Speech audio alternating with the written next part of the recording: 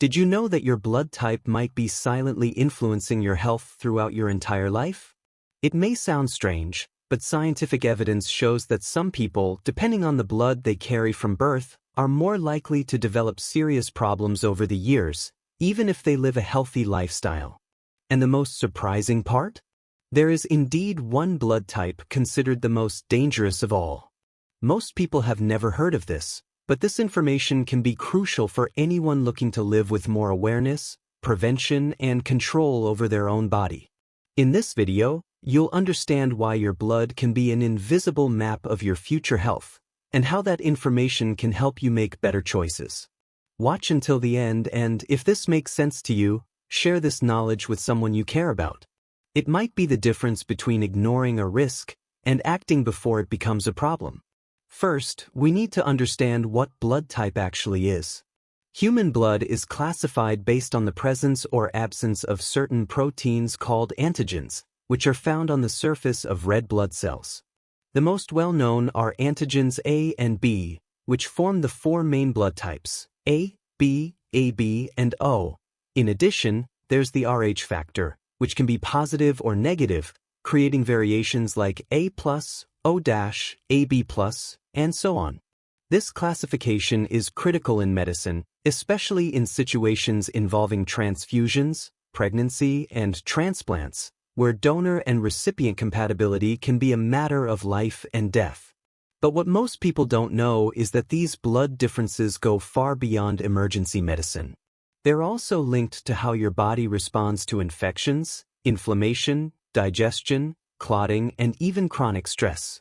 In other words, the blood running through your veins can directly affect how your body reacts to aging, exposure to external agents, and even your daily habits. Recent studies have been mapping the connection between blood types and the predisposition to certain health imbalances. For example, it's now known that some proteins in type A blood can influence how the body responds to persistent inflammation.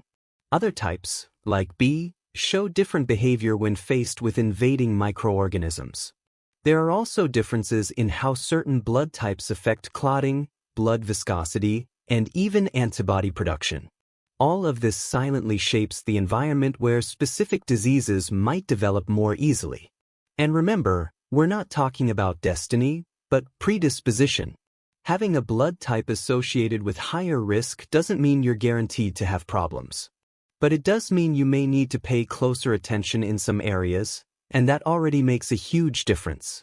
Science is only beginning to understand the complexity of this relationship, but the data already shows that ignoring this factor could be a strategic mistake when it comes to long-term health. There's another fascinating aspect that few people are aware of: the relationship between blood type and how you respond to medications. Studies show that some drugs behave differently depending on the patient's blood type.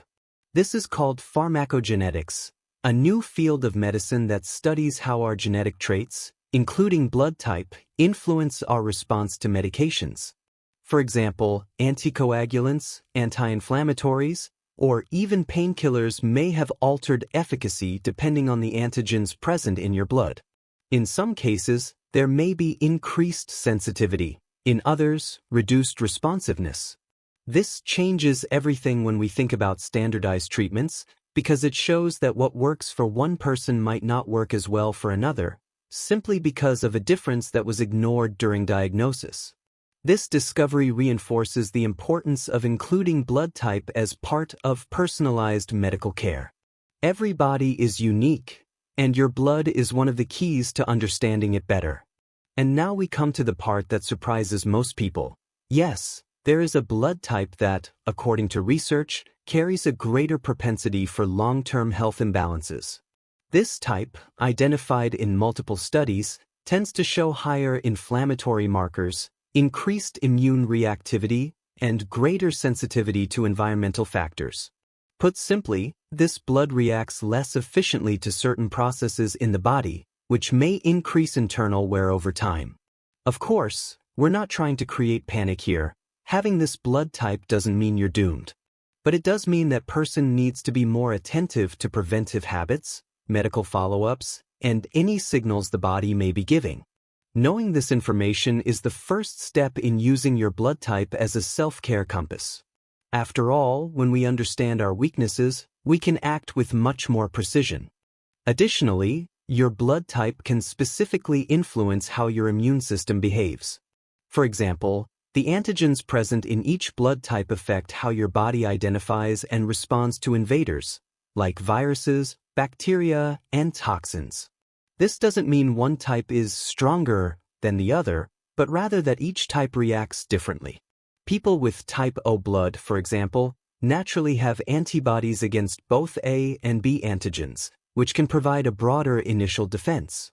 Meanwhile, individuals with AB blood do not produce those antibodies, which might offer advantages in some situations, but also leave them more exposed in others. This directly impacts how the body develops immunity to certain diseases or responds to vaccines. In fact, recent research is investigating how different blood types responded to global infections, like COVID-19, with significant variation in symptoms and recovery.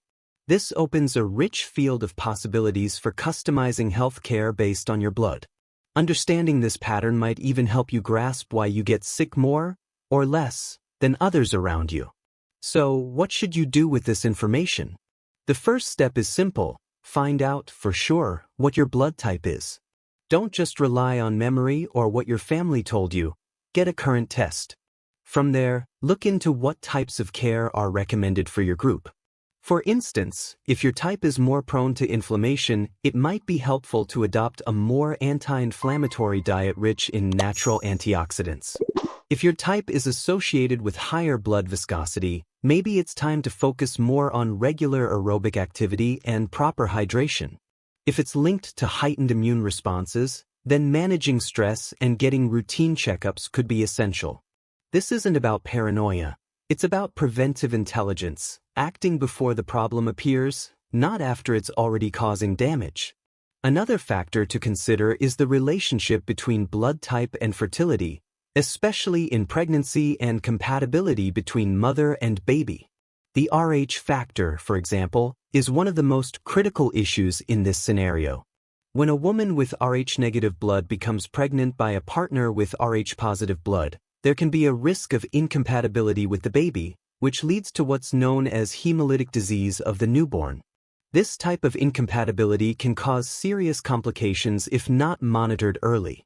Fortunately, modern medicine already has effective protocols to prevent problems, but the first step is knowing with certainty the blood type of both partners. This knowledge is so important that, in many countries, it's part of the first prenatal tests. Even for those not planning to have children, understanding these implications can prevent rushed decisions or unexpected complications in the future. And we also can't ignore how blood type impacts your diet. While science is still investigating this further, many nutritionists and researchers advocate for the idea that different blood types process certain foods differently. This theory, known as the blood type diet, suggests that blood influences digestion, metabolism, and even how the body handles dietary inflammation. For example, people with type O blood might perform better on a diet high in animal proteins, while type A individuals may benefit more from a plant-based diet. Type B may have better tolerance for dairy, and AB tends to be more flexible, but with specific restrictions. While this approach still sparks debate in scientific circles, many people who follow it report real improvements in energy, digestion, and even immunity. The key here is not to follow dietary dogma, but to understand that your blood may be a vital part of your nutritional puzzle. Adapting your eating habits based on your unique biology might be a smart way to care for your health with more intuition and fewer assumptions. Now, it's also important to break some common myths. A lot of people believe, for example, that type O blood makes someone naturally resistant to everything, and that's not entirely true. While this type does have some advantages in immunity, it also comes with its own vulnerabilities. Another common myth is that AB blood is better because it's rarer, when in fact it has unique characteristics that may represent both benefits and challenges.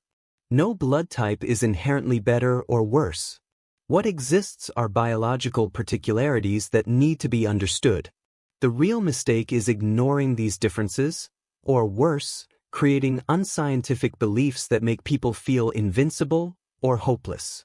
Knowledge should liberate, not limit.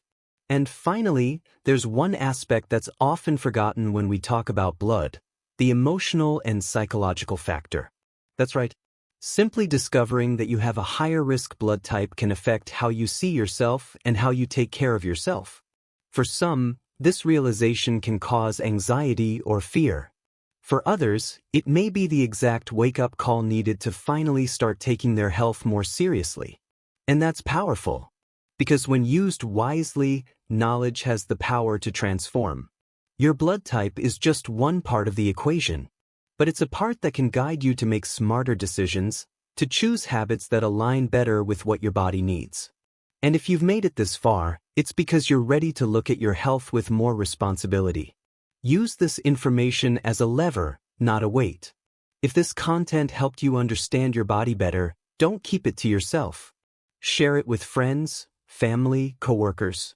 A simple conversation about blood type could be the first step to preventing something much bigger. And of course, if you want to keep receiving content that helps you live with more health, awareness, and prevention, subscribe to the channel, turn on notifications, and leave your comment below. What's your blood type?